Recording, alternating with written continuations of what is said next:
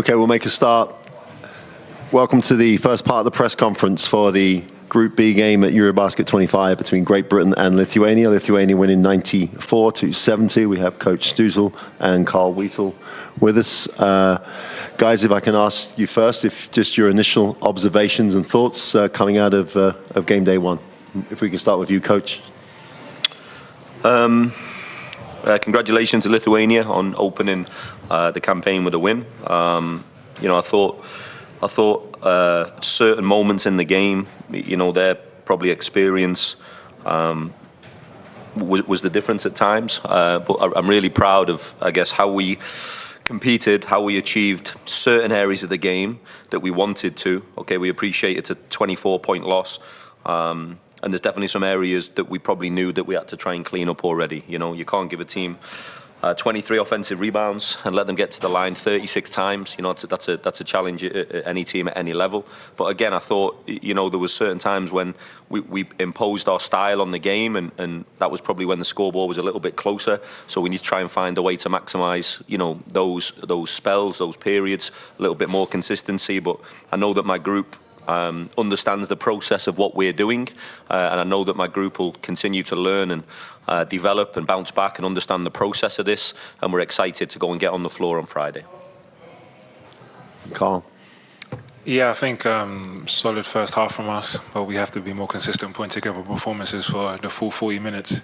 We know the caliber of opponents that we've got, and like Coach said, when we give a team 23 offensive rebounds, it's always going to be tough to win any game, regardless of how well we're playing. So we'll look back at things we've done well and things obviously that we need to work on. Go back to the drawing board, rest up, and be ready for the next one. Okay, question on the right first. Mark, Lithuania went on a 12-0 run very early in the game. Just talk about the character of the guys to fight back from that and bring it to single digits. Of course, in the third quarter they went on another run that killed the game. But just talk about the character of your guys in the first half. Yeah, I mean, Lithuania are the 10th best team in the world for a reason. But I think, the one thing that I've experienced in my time with the national team in Great Britain, character has never been a question within our guys. I think what our guys endure as British basketball players are always consistently fighting to try and earn respect, always consistently fighting to try and prove that we belong.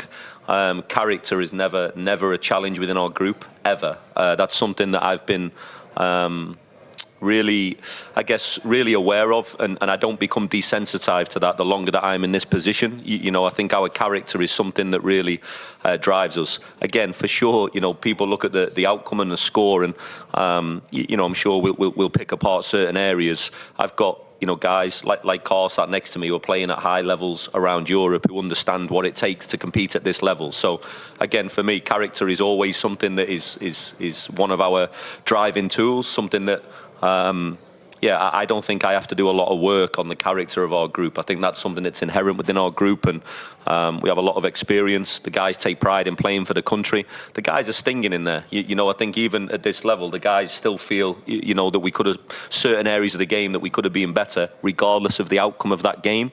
So I think, again, we'll use that positively like we always do. We understand that this is a process. Our goals are still our goals, and we're looking forward to showing a little bit more of that character on Friday night against Finland.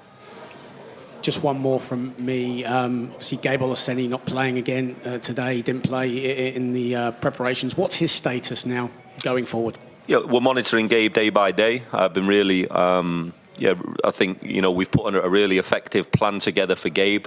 And Gabe, for me, along with many people that I've spoke about over many years, is an absolute warrior.